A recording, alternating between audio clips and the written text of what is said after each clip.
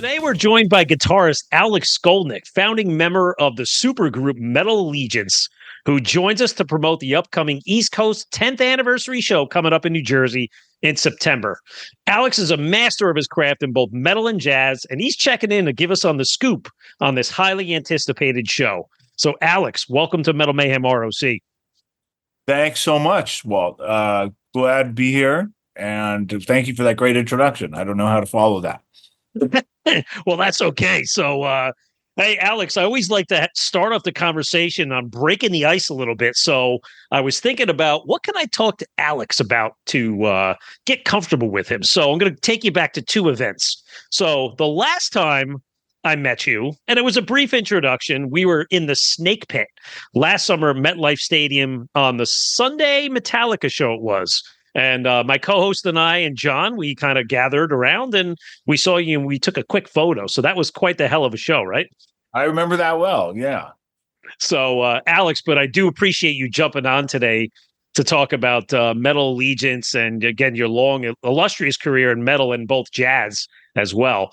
But wanted to start off by talking a little bit about the background of Metal Allegiance. So, I mean, obviously, this is the 10th anniversary of the band. It was started by your founding member Mark Mengi, who's a player himself, but he's also an industry guy. And the core four members are you, of course, and Mark, Dave Ellefson, and Mike Portnoy. But what I always found interesting about this, maybe for the listeners who are not as familiar with the band, is you guys have like a rotating cast of characters that both play on the album and live. I mean, you go down the list if you look at your history.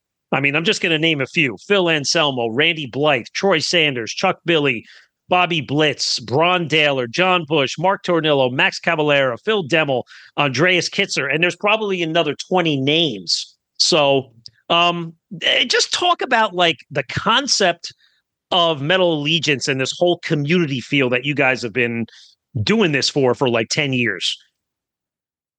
Yeah, well, when you read the names down like that, it really sounds impressive. And you realize how many people are involved and from all levels of the music scene. It's a lot of fun. Everybody has a good time. It's a great way for folks to get out of their comfort zone and out of the camp, so to speak, of their individual bands. And just be in a whole new situation and work together, but also have a good time doing it. And like you said, was started by Mark Mengi, who is also has a foot in the industry, particularly working with products. And originally, he was getting players together to demo music products and turn that into a show. So he would get, instead of it being a clinic of just one or two artists, he would get multiple artists and put a whole show together and sell tickets, turn it into a concert. And at that time, it was all covers, and it was called Metal Masters. And it was also done with Q&A and audience participation and all that. It evolved into Metal Allegiance when he and Portnoy and Ellefson decided to start working on original music for this thing. And they wanted a guitar player to work with. And interestingly, I hadn't yet done one of those clinics. And we all ended up together on a cruise, and it was the Motorboat Cruise, one of the last cruises with the original Motorhead. One of the last years of Lemmy's life. So in a way, he indirectly had a lot to do with it. And we got together on that ship. It was the first time I'd played with them, and they mentioned to me that they were talking about doing original music and wanted somebody to work with, somebody that's not in any of the bands of the other guys. Yeah. So it's totally separate. And yeah, we just hit it off and wrote music really fast. We had spent a whole extended weekend at Mike Portnoy's place writing music, and then just plotting who was going to sing on each song, and eventually doing the record, and that it just led to a second album. And we still do covers as well, but Mhm. yeah, it's no longer a clinic, it's no longer a Q&A, it's a full-on concert. And you've also got guys running on and off stage every song or two. So it has the feel of a variety show Yeah. almost. Yeah. I was going to, you sort of answered the question, but I was very curious from a songwriting perspective, you know, do you write the music and the songs first and then go, that feels like a John Bush song? Or do you say, hey, Chuck Billy's on board with this. What would Chuck be thinking about if he was to deliver? Or do you go to the artist and say, hey, we got Bobby Blitz, and let him come into Mike's house and then say, guys, we're going to sit in a room and we're going to write a song together? How does that whole thing work? Well, with all of those songs, we wrote the music first, then Mhm. decided on lyrics and vocal patterns, and then decided who was going to be singing. Sometimes, yeah, while we were working on a song, we might bring up a name and say, oh, you know what, imagine so and so singing to this. But other times we would just write the song, come up with a melody, and then decide, okay, what type of voice do we want? Do we want a more melodic voice? Do we want more of a growling voice? Do we want a high pitched voice? Do we want a female voice? And Mhm. yeah, we've used all those different types of voices. And each song has sort of called for a different type of timbre, but we never really know until the song is finished. And do you guys actually write the lyrics first too, or do you actually ask for contributions from the vocalist on the lyrical content? It depends. Yeah. Some singers just want us to hand them a song, lyrics Mhm. and all. And we all contribute to the lyrics. I would say Mark Mengi is actually one of the main lyric Mm. writers. He's really got a knack for coming up with a lot of words. I'm more of an editor, although Uh, I have come up with a lot of the lyrics, but I'm good at sort of taking his lyrics and chopping them up and just turning them into melodies. There are a few songs, some of the top songs that we do actually happen that way, where Mark would come up with enough lyrics for three songs, and um, yeah. to help shape it into a song. But then there's a few that were written by Ellefson. I think Mike even might have done some lyrics as well. Um, but then there are occasional songs and occasional singers where they got it. They want to do it, and we're wide open. Yeah, we Yeah. kind of give them the option.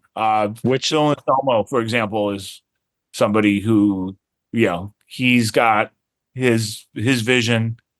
He he will put his stamp on it. So all those lyrics on his song, "Dying Song," that's all him. None of us could Mhm. have come up with that. I don't think anybody else could have, and I don't think anybody else could have sang it the way he did.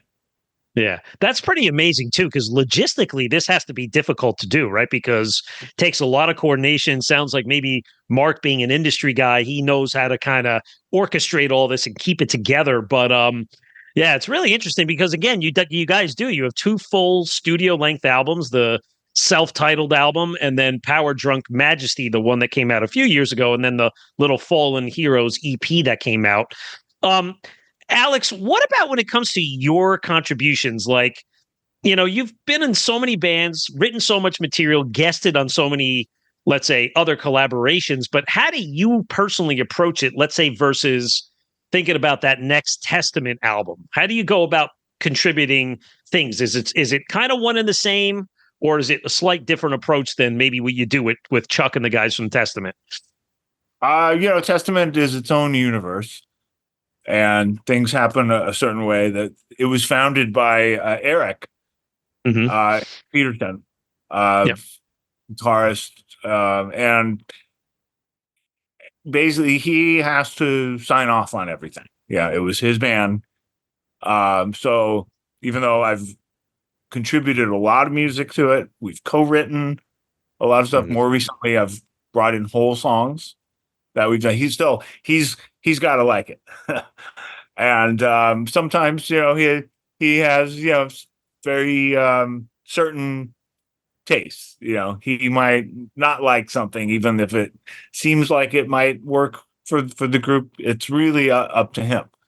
Whereas Metal Allegiance, you've got it's really up to the four of us, but there's I think there's a lot more openness, partially because there's four of us, but also because there are going to be different vocalists, so we don't have to think about our one person that's going to be singing all the songs. We also don't have to think about what we did before, what the fans like versus one record or another. Uh, it's just more of an open canvas. So with Testament, you do have to think about, okay, we've established a sound. There's something there that fans expect at this point, and you want to give them what they want, but you also don't want to be dictated by what they want, and you have Right. to make it interesting for you as well. And it's a fine balance. Yeah. And sometimes fans don't know what they want. Yeah. Metallica was brilliant. They take a song like Master of Puppets, where it just breaks down in the middle and becomes a super slow ballad. I mean, I think at that time, if you asked Metallica fans if they want that, they would have thought it was crazy. Why would you Right. even ask? But that's an example of knowing what people want before they know.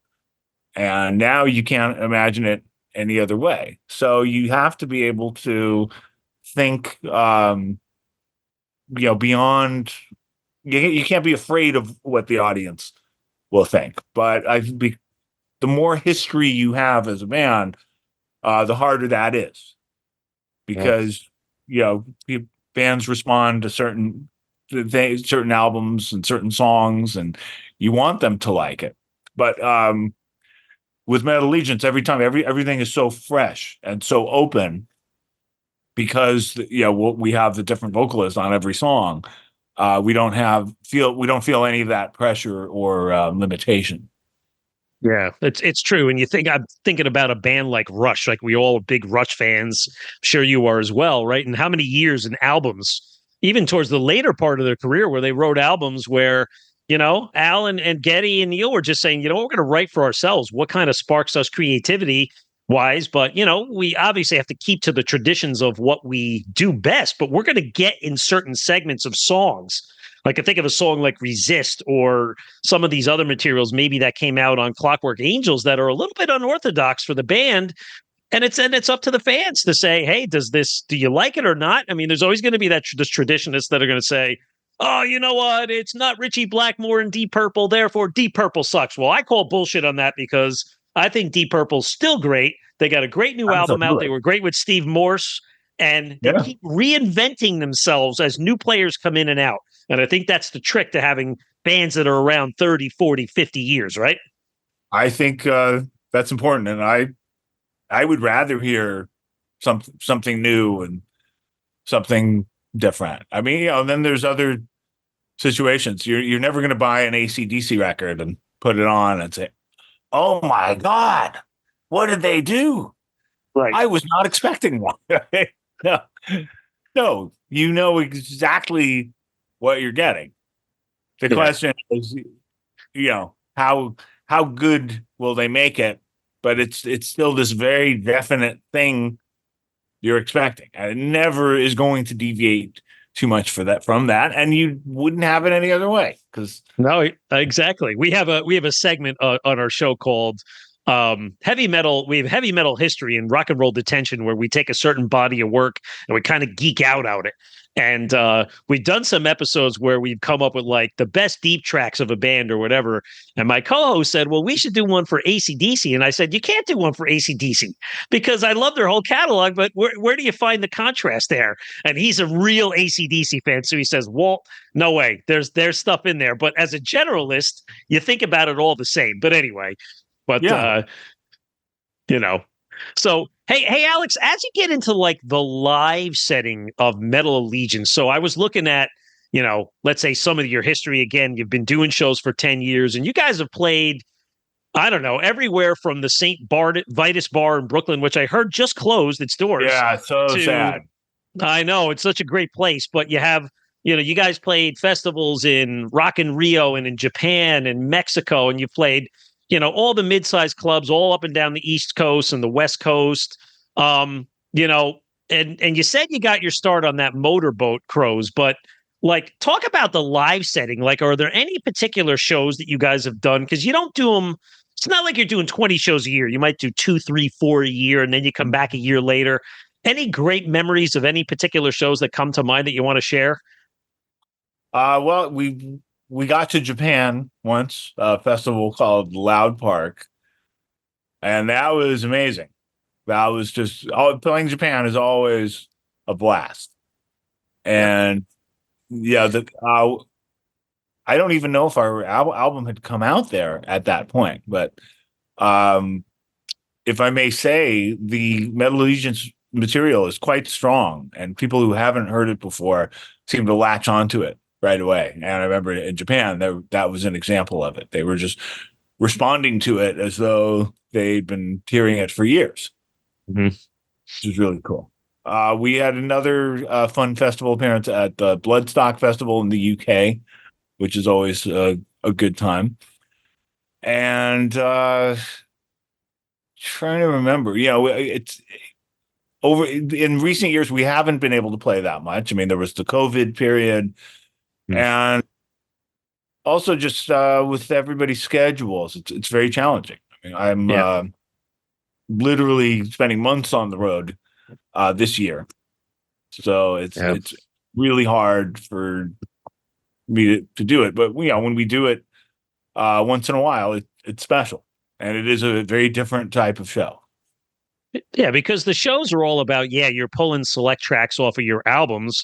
And then it becomes kind of like, I guess, whatever, let's call it covers or metal classics that you guys choose that you feel is appropriate. And I've seen the set lists, and, like, it's not the same set list every time you come around, and you're drawing from all kinds of material. And it also depends on what singers are showing up as well. But to put together a great package night where you're getting 2 solid hours of 15 to 20 metal classics with some Metal Allegiance original stuff there, and guys coming on and off the stage, I mean, that's a unique show. I mean, I've actually never seen you guys yet, and I'm really excited for this show. So let's get into like the Sayreville show. So just for everybody to know, so you got your 10th anniversary East Coast show coming up. It's Friday night, September the 6th at the Starland Ballroom in Sayreville, New Jersey. And I believe it's the first show you guys have done since the early part of this year in Anaheim. We had Dave Ellefson on our show right around that time of NAMM, and he was talking all about it and all the other events that were happening this week. So talk about this upcoming show. Like, is it going to be Jersey centric? Will there be, who's coming on board? Because as you know, like, that Sayreville spot is right in the heart of Central Jersey. It's right outside of Old Bridge, New Jersey. And we know, like, those days of deep history there, right? Where John and Marcia Zazula, Megaforce Records, the guys of Overkill and Metallica cutting their teeth there. There's the ghosts of metal are right in that neighborhood. Yeah, there's so much metal history in Jersey. I don't think people realize it at first. Yes, Megaforce was such an important part of it. Zakk Wylde is a Jersey guy. It's just amazing to think about. The Misfits, even, they're sort of metal adjacent. Yep.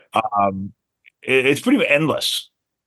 And, one key Jersey figure that is part of Metal Allegiance is Bobby Blitz, And unfortunately, the schedule didn't allow for him to be there. It's insane that he's not there. He is very much a part of it, and he was there in earlier this year when we did our show. And Mark Tornillo is going to be there, who's the current vocalist for Accept, former vocalist for TT Quick, and Doc from God Forbid, who's now in Bad Wolves. He's going to join us, and he brings a whole different flavor. Sure. And we've also got John Bush. We've got Troy Sanders from Mastodon. We've got Dave Davidson from Revocation, one of the newer bands in extreme metal. Great band. And this exact lineup has not happened before. So one of the exciting things about these shows is that people see it and it's special. It is not something that happens every single night. And they have a unique experience. The show that you choose to go to is a unique show that you get to say you were there. Yeah, and a Starland Ballroom. I mean, maybe I'm a little biased growing up in New Jersey and obviously the New York scene, but I always feel like the best shows are always placed on the right days of the week. A Friday night Jersey metal show or New York City, that's where it's supposed to be. I know it's going to be electric that night. I can't wait for it. I also just was looking at the opening acts, and I see the band that's warming you guys up is Mean Streak, which is Mike Portnoy's wife and some of the wives of the Dream Theater girls. But these guys are not just like a fly-by-night band. These guys have been around 30 years, female thrash band. I was checking them out on YouTube. They're pretty cool. Yeah, absolutely. Very good band. I remember hearing about them in late 80s, early 90s, and definitely part of East Coast heavy history. So it's great that they got back together, and we've got them on this show. And I think, they're going to bring a lot of excitement to the night. Yeah. Well, we're looking forward to it. Once again, Friday, September 6th, only a couple weeks away at the Starland Ballroom, Sayreville, New Jersey.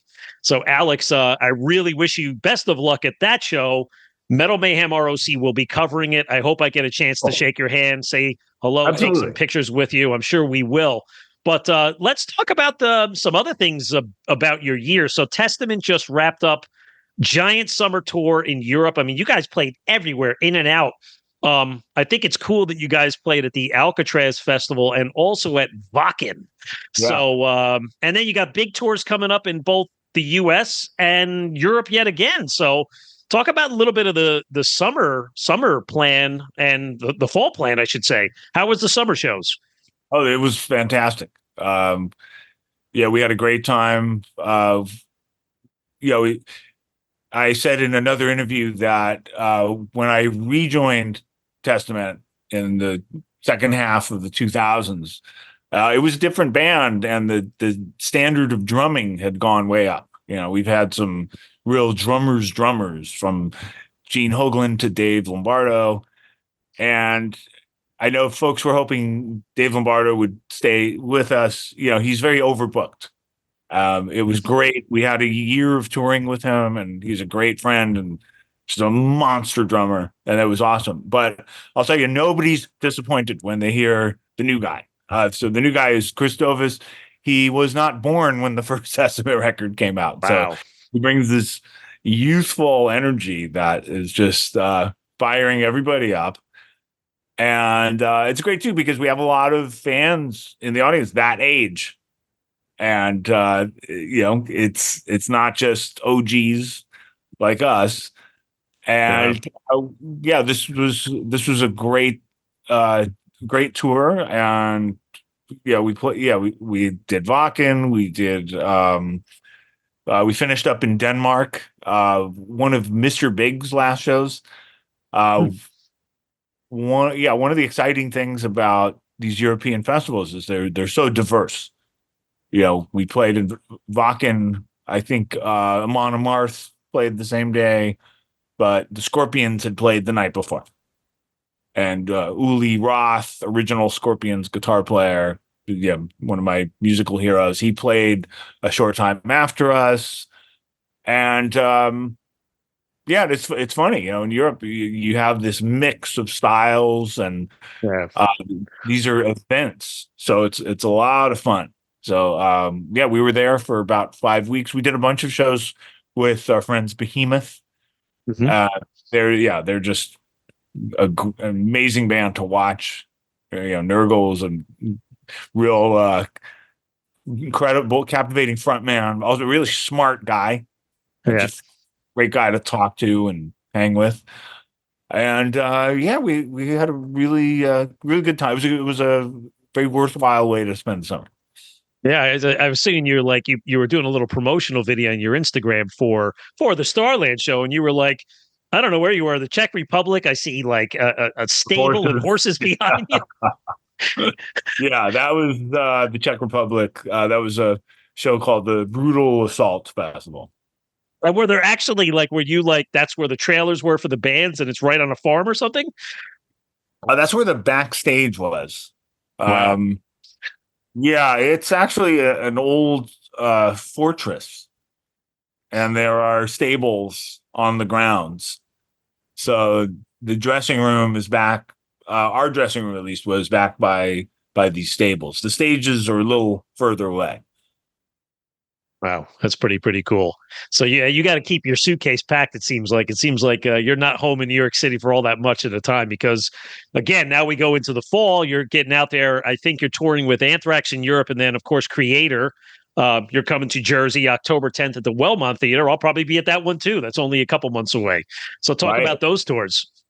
Yeah, well, that's September 10th, I believe. Yep. Kicks off the Testament Creator co-headlining tour all across North America, starting in Reno, going through Canada, and it's very exciting. And we're gonna go to Europe in the winter, and yeah, I mean that is not that far away. And I've even squeezed in a short instrumental tour before that.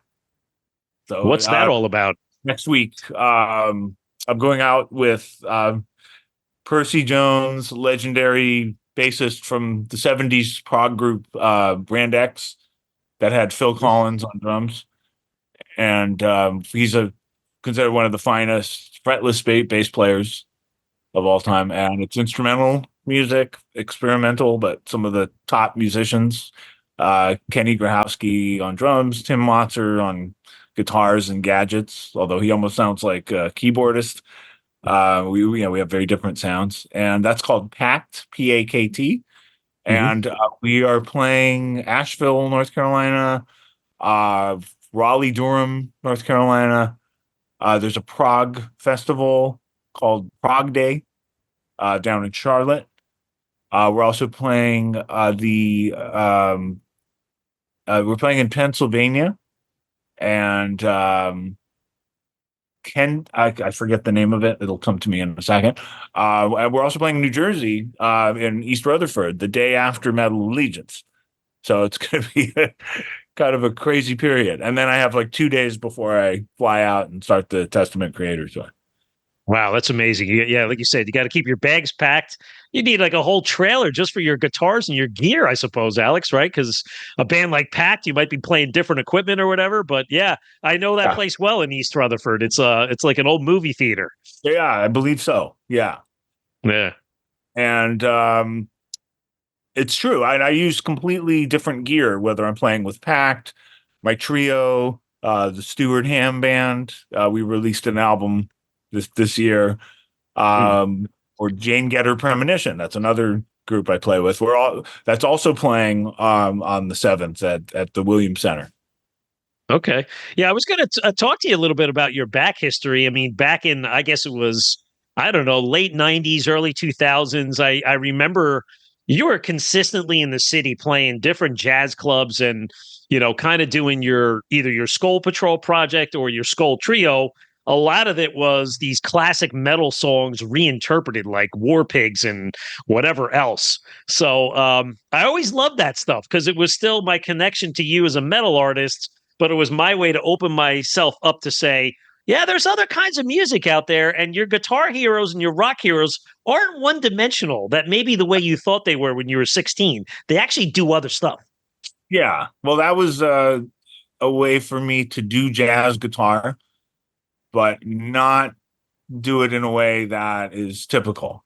There's a typical way of doing it, which is you do you pick songs from what's called the standard repertoire. And I play a lot of those songs on my own, or I'll play them in duets with jazz musician friends, or combos. But I don't really record those songs. But that's a typical thing. You do these old standards. There's songs like Autumn Leaves, all the things that many jazz players do. And I just thought, okay, given my unique background, what can I bring to it? I could reharmonize some of these songs I grew up on, and I wasn't hearing anybody do it. There are jazz players that do pop music, but it's almost gotten common now. But the Beatles is very common. Radiohead in the 90s became popular with jazz players. Jazz players who were like my age and younger, but I didn't hear anybody touching the Scorpions, and I just thought, you know what, the Scorpions have these amazing melodies. I knew nobody was going to do it. You break down the songs, right? You break down in songs and you present it to the listener. I mean, something I thought was cool. Way, it was done a long time ago. Charlie Parker in the 40s, he took pop songs from back then, songs that were in musicals, and just made them more interesting to improvise over, added more sophisticated harmony to the chords. So it's a common practice. It's usually done with songs from Broadway shows, or the type of songs Frank Sinatra would have sung. And for some reason, those songs are still, and it makes sense. I mean, they're amazing songs, but for a long time, I think there was like a resistance to doing more modern popular songs as vehicles for improvisation. So for me, it just totally made sense to do it that way. Since then, I've been doing more and more of my own compositions, and I've evolved a lot as a composer, not just in metal, but in instrumental music. So my album that I just did with my trio is almost all originals, except for one. In fact, the last one we did in 2019, called Conundrum, it's the same thing. It's all originals except for arrangement. So your trio is still active, and you are getting out there when you can and getting on the road or playing some local shows? Yeah, it's tough with the scheduling. Yeah. But we have done a couple shows this year. We're planning a tour next year, and we'll squeeze it in between the bigger shows, and the new trio album will come out next year.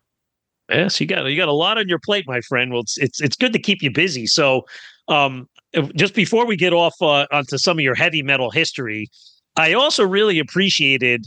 I'm 54 years old. One of my first favorite rock bands of all time when I was 13 was the Police. I think that was the first album, Synchronicity. I remember going to Bradley's on Route 17 in Paramus and buying that cassette, or was it Caldor, one of those stores. But it's the 40th anniversary of it.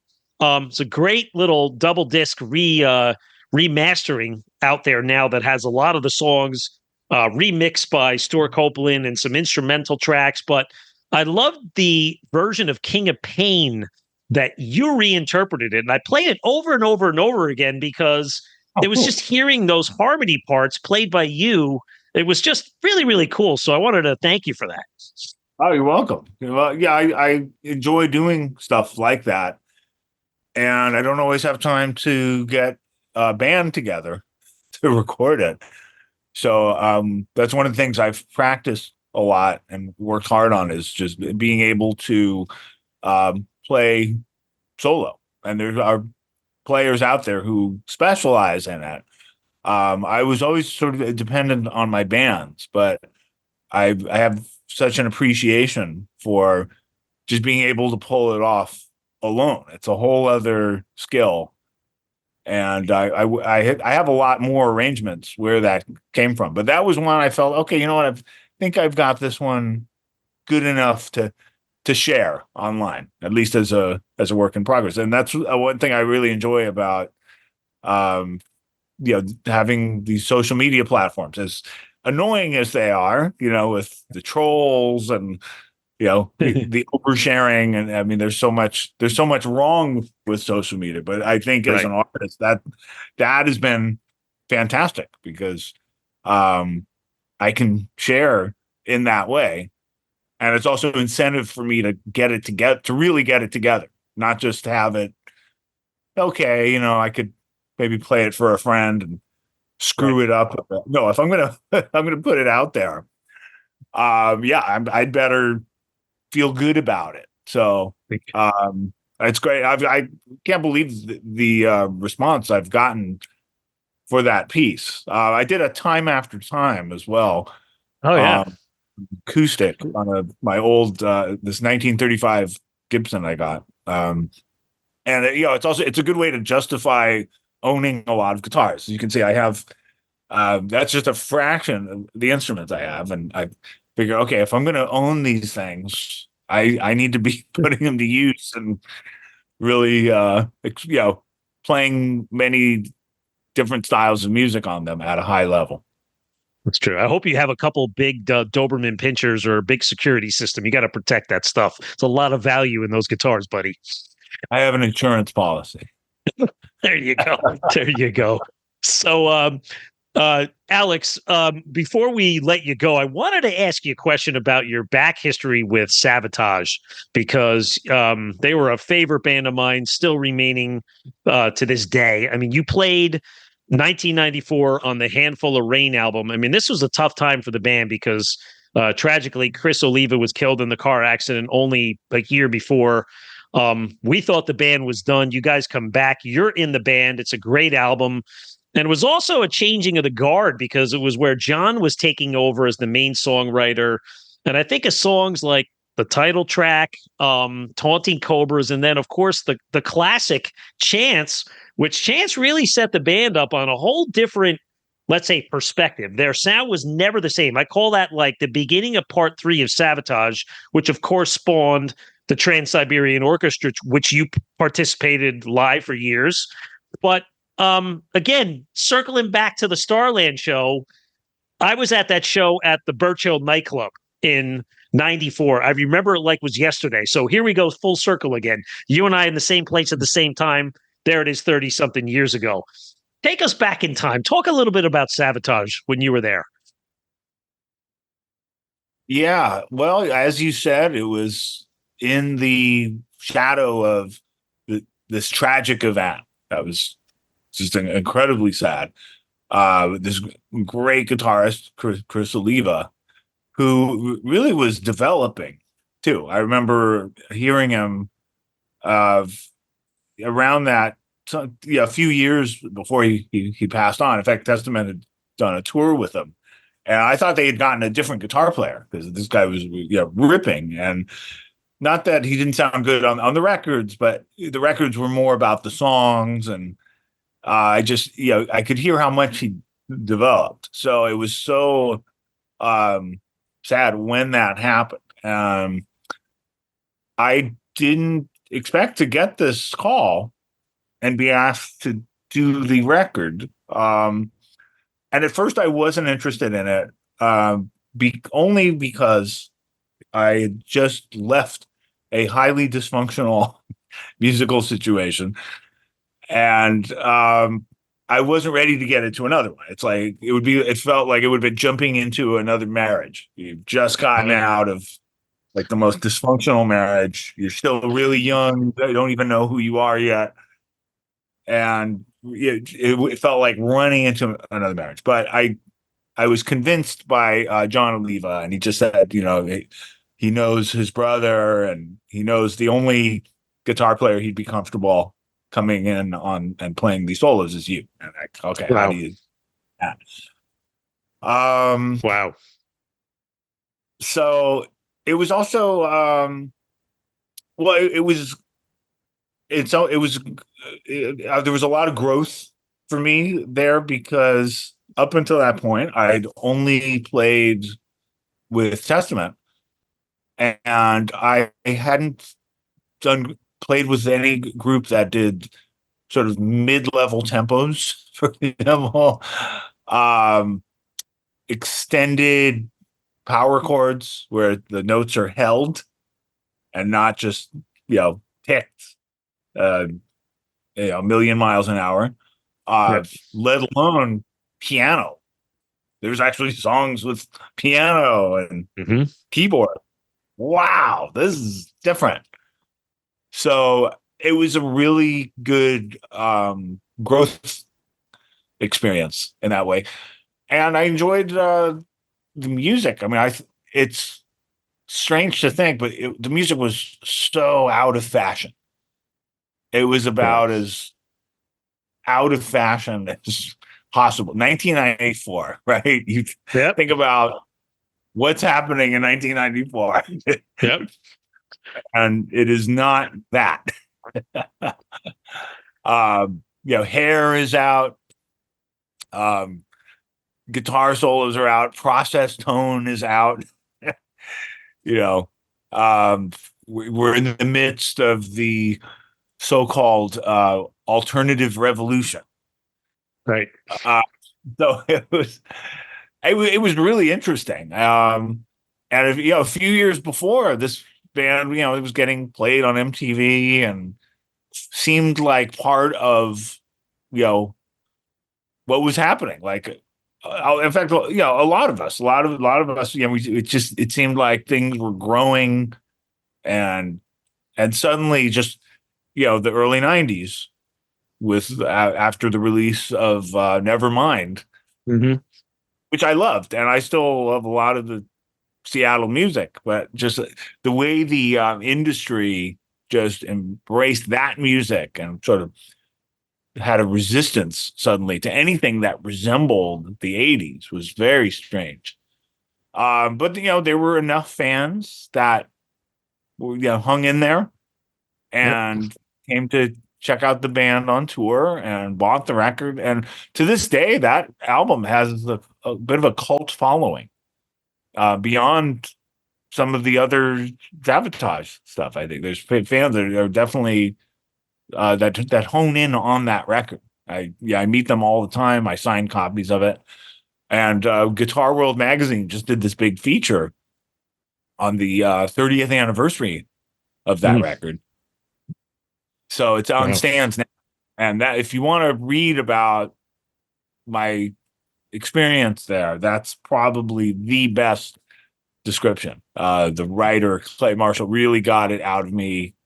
She really got me to tell the story, like how it happened, why I didn't stick around. And there was talk of sticking around and doing more and actually I was open to it, but I really wanted to see it evolve and just become more raw, not like we're gonna cut our hair and start playing Fender Jaguars, but no, I thought, you could make this, just make it a little more alive. You could, I know Jon had introduced me to these Deep Purple records that I wasn't familiar with, like mid-70s Deep Purple. That was just so, I could hear like that, more of that influence. And it ended up, the producer, Paul O'Neill, may he rest in peace. Yep. He got inspired, and he saw the group as like a vehicle for doing rock operas. Yep. And I got a call from him one day, and he was all excited to get me in the studio because he wrote the next record, with Jon. I mean, Jon wrote, I think he had written most of it, but it's a rock opera, and They already had my parts and everything. And I just realized, I was used to, even though I had some creative differences with Testament around the time I'd left, I was still part of the creative team. Yep. I was a creative voice, and it was, it felt weird to stay in this situation where, okay, I'm just told solo here, yeah, and not be part of the creative team. So I didn't stick around, but fast forward a few years, and that one song, the Testament, the Christmas song, Christmas Eve Sayreville, Yep. becomes a hit, and they end up doing a whole new record based around that song and calling it Trans-Siberian Orchestra. And next thing, well, that somehow that works, and it taps into a whole new audience that wasn't there, that really had never heard of Savatage, and it became a show. It became this.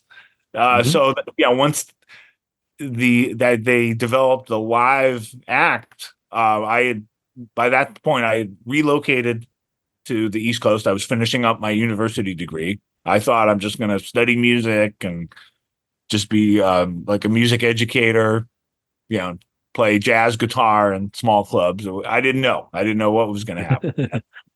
They said, we'd love you to play, and it's only part of the year. It wasn't this full-time thing where I had to, give up everything else I was doing. And for the rest of the 2000s, I was part of the Trans-Siberian Orchestra holiday tour and saw it go from playing theaters like the Beacon to Madison Square Garden. Yep. I'm working with players like, special guests like Steven Tyler, Roger Daltrey, Joe Walsh. I mean, it's just kind of crazy. Yeah. So it was good times. Yeah, and then by the time Testament kind of got their act together and had matured, and we decided to start working together, I was a whole other player and a whole other performer. I was an arena performer by then. So it really kind of, you couldn't have planned it, but it somehow all came full circle, and it's part. I have a unique history, and that's. It's not the main part of it, but it's definitely an important part. Yeah, absolutely. I really appreciate you sharing the inside viewpoint on that. And you do, Alex. You have an amazing career. It's something you should be really proud of. And we were happy to have you on here. So you mentioned earlier in the show that you have your own podcast. So talk a little bit about your show. What's your podcast? Yeah, I started this. It was my pandemic project. And I've been thinking about it for a long time. I wanted to do a project where I sit and create music with other players of different genres. And I recorded a few sessions of folks coming over. One is great current jazz and jazz pop player. His name's Nir Felder, and sits in with Dave Matthews, and he's worked with a lot of favorite musicians of mine. And another guy named Prasanna, who's from India and has this really unique way of playing. And we recorded these sessions and recorded these conversations. And I was planning to put them out, and then the pandemic happened, and suddenly it wasn't safe to be in the same room.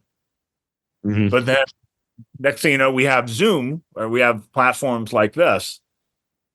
So I started releasing these sessions and conversations, and also having video conversations. And I started working with a podcast network, and they were able to connect me to some favorite players that I wouldn't have been able to reach out to otherwise, like Peter Frampton, for example, Pat Metheny. I just had Al DeMiola on. So it's a really fun way for me to chat with favorite artists of mine, and in some cases, toss around a guitar. And it's called Moods and Modes. Okay. Or is it available on all normal channels, All Spotify? platforms. Yeah. Okay. It's on Okay. Spotify, it's on Apple. Okay. It's not hard to find. I wish I could do it more often. I originally wanted to do it weekly. That turned into twice a month. Lately, Yeah. it's been monthly because because of my schedule, and it takes time to get these together. And I add a lot of my own music, and I get a little creative with the editing. But there's about 50 episodes. The 51st episode is going to drop this week or next week. Okay. Well, that we'll make sure that this is included in the show notes, the link to your podcast. And yeah, I second you, Alex. I mean, we do this for fun. This is not my day job, my partner, but there's a lot of effort that comes in the front end and the back end in post production. But the rewarding part for a guy like me, I get to talk to guys that I've listened and watched for decades. And you're doing the same thing when you're meeting guys like Peter Frampton and Al Di Meola. So it's a modern day platform of communication if it's done the right way, right? Exactly right. Yep. So, Alex, this has been a great 45 minutes of awesome insight. Aside from the podcast, what are your social links? Where else can we find all about Metal Allegiance and Alex Skolnick? Okay. Well, most of my platforms are under my name. I got my name, luckily, before fans started trying to get it. So it's at Alex Skolnick on Instagram, at Alex Skolnick on Threads, at Alex Skolnick on the train wreck that used to be Twitter, but is now known as X. On Facebook, Alex Skolnick official fan page. Metal Allegiance, I believe if you just search for Metal Allegiance, you'll find all the socials. And I have a YouTube channel, The Real Alex Skolnick. Excellent. That's great. Well, we'll make sure we have all that stuff up in the episode notes. Also TikTok, although I'm not on TikTok that much, but I drop an occasional TikTok video. It's also The Real Alex Skolnick. Okay, excellent. So just a reminder, get up to our website, metalmayhemroc.com, and join our community, which is the best way to stay updated on new podcast episodes such as this, interviews with all the artists that we talk to, and everything that's contained on our YouTube channel. As you know, we also do CD and concert reviews, and we have our Monday night radio show, Monday nights on MetalDevastationRadio.com. And of course, if you like what we're doing, please subscribe to us and give us a review of our show on Apple Podcasts. So, Alex, this has been a pleasure. Again, I'm looking forward to meeting you in person again for the first time in a couple of years at this Jersey show in a few weeks, and we'll make sure to say hi. So, for my guest, Alex Skolnick, I'm Metal Walt, and this is Metal Mayhem ROC. Metal for life. Thank you for listening to Metal Mayhem ROC. Check out our website at metalmayhemroc.com for information on podcasts, archives, links to all our live radio shows, and all sorts of info. Please like, follow, and share with everyone, even your non-metal friends. And always remember to keep it heavy.